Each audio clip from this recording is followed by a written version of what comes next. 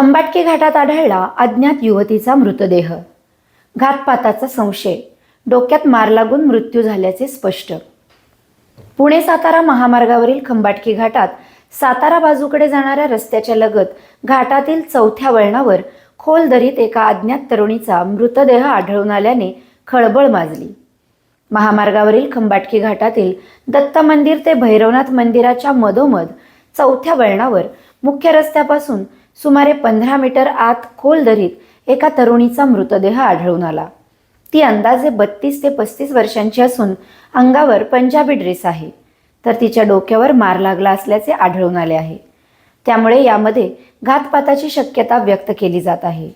या घटनेची माहिती मिळताच खंडाळा पोलीस निरीक्षक सुनील शेळके व खंडाळा पोलिसांनी घटनास्थळी तत्काळ भेट देऊन मृतदेह ताब्यात घेतला व पुढे शवविच्छेदनासाठी तो खंडाळा ग्रामीण रुग्णालयात पाठवण्यात आला. या घटनेचा प्रारंभिक तपास पोलीस निरीक्षक सुनील शेळके करत आहेत.